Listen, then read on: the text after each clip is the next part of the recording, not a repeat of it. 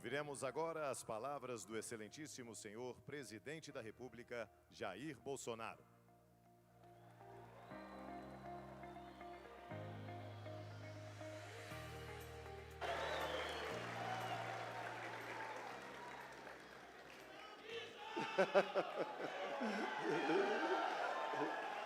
Menos um pouquinho. Senhores e senhoras, bom dia a todos. Autoridades já nominadas, meu amigo Lira, Pacheco, senhores ministros, governadores, senadores. Creio que Deus deu uma missão para cada um de nós. E nós somos privilegiados, todos nós, porque passa pelas nossas mãos não o futuro do município apenas, mas o futuro dessa grande nação chamada Brasil. Confesso, por vezes, eu elevo o pensamento a Deus e pergunto, o que eu fiz para merecer isso? Porque se para uma prefeitura não é fácil, imagine para a presidência da República. E creio que todos nós já pedimos também, como lá atrás Salomão pediu, sabedoria. Nós pedimos também força para resistir e coragem para decidir.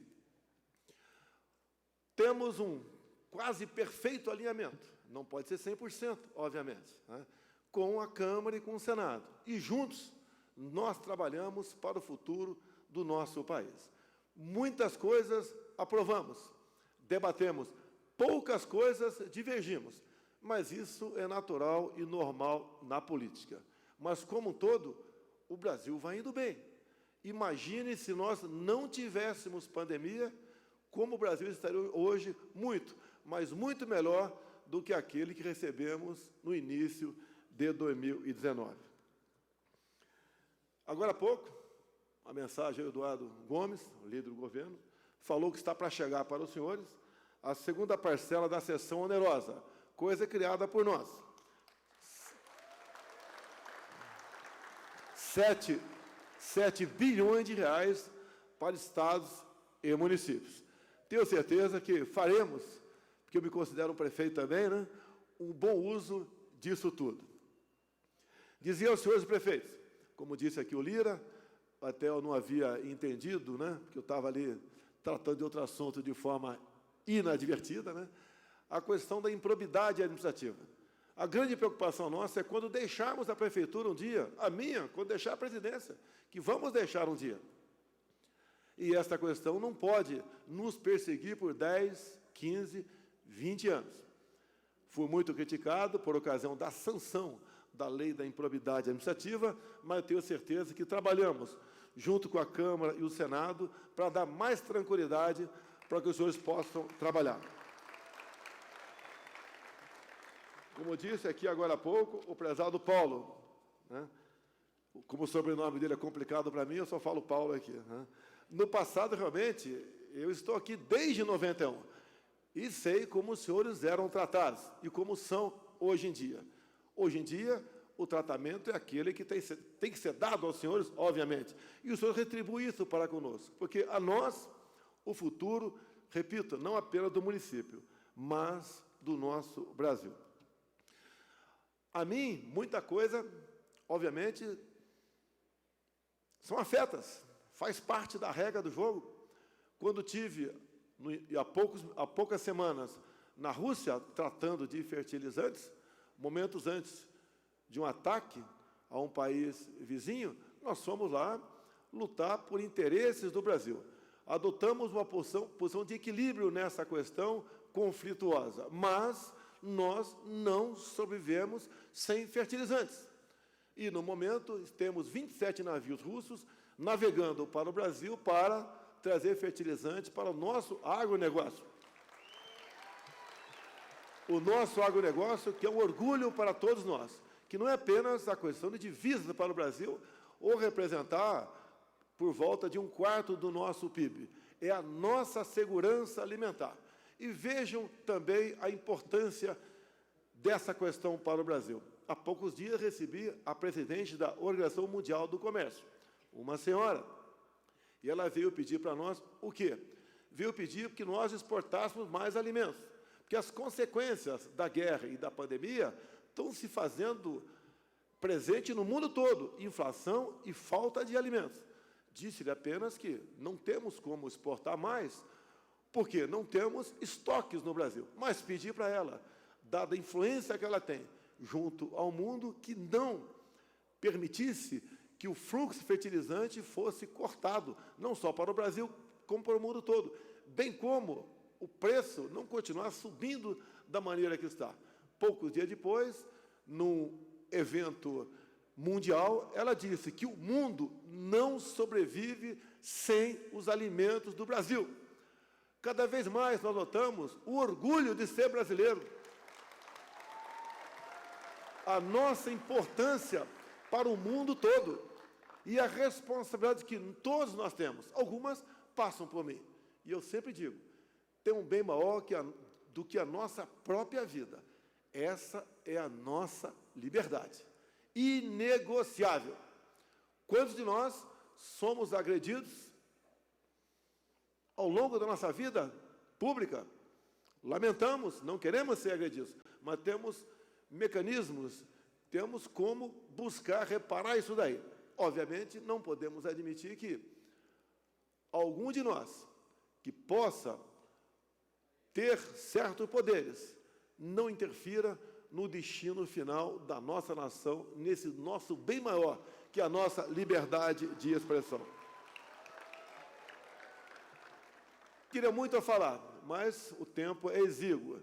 Os senhores podem ver, uma das classes mais humildes e mais sofridas do Brasil, que eram os assentados, muitas vezes usados de forma não muito adequada por algumas lideranças do MST, nós começamos a titular terras há 3 anos.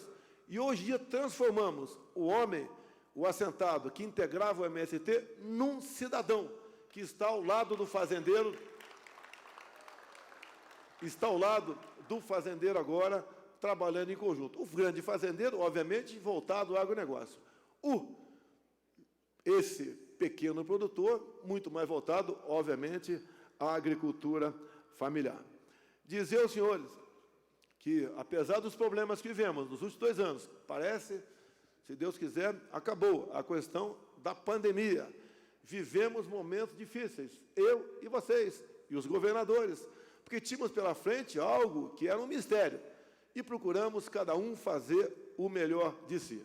E o governo fez a sua parte, em especial fornecendo meios, equipamento, material, médico para muitos estados e municípios.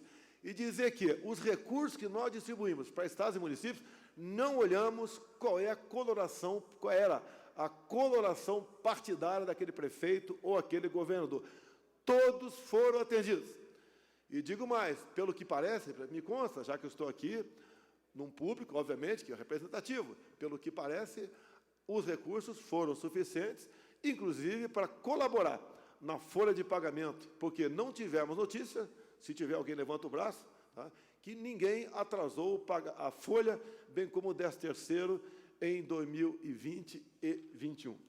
Dizer também que o novo auxílio emergencial, que substituiu o Bolsa Família,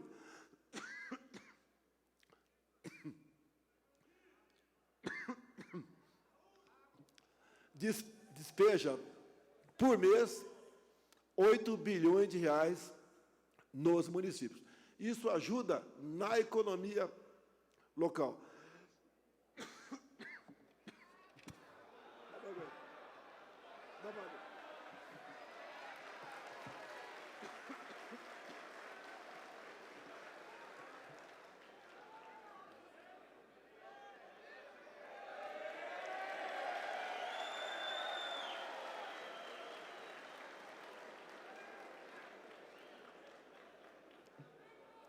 Esse aqui está substituindo o Tarcísio na infraestrutura.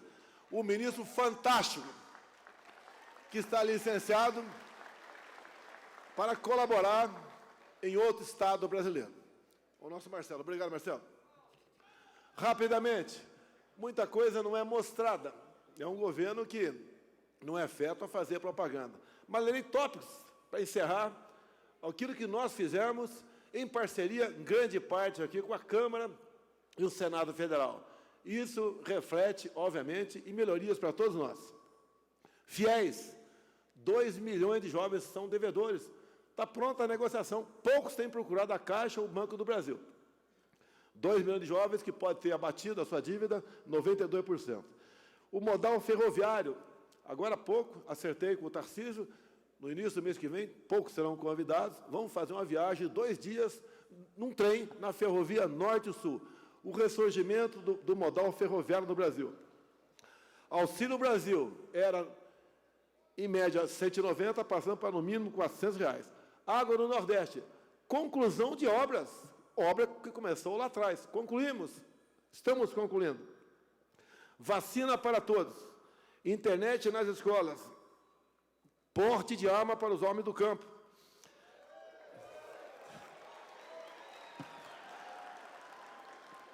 Povo armado jamais será escravizado. Desoneração da folha. Isenção de IPI para taxistas e também agora, né, deficientes auditivos. Colégios cívicos e militares. O Exército fazendo uma barragem em Bagé.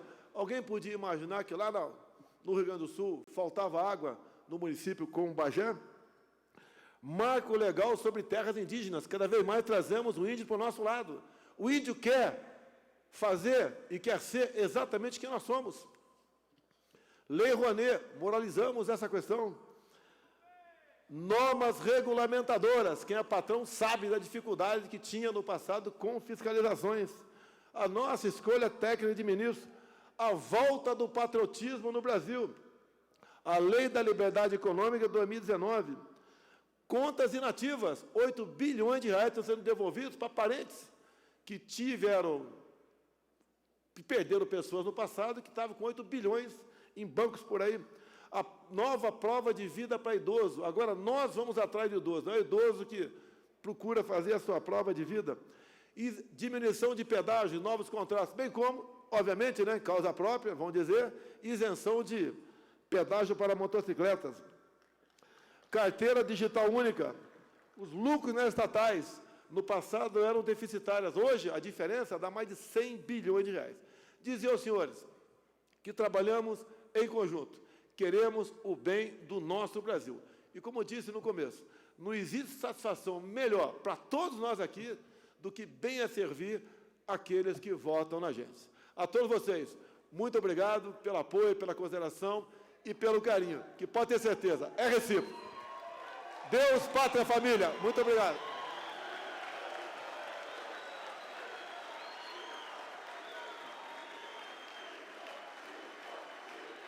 Senhoras e senhores, está encerrada esta cerimônia. Ao darmos por encerrada esta solenidade de abertura, desfazeremos o dispositivo principal. Convidamos a diretoria da CNM e os presidentes das entidades estaduais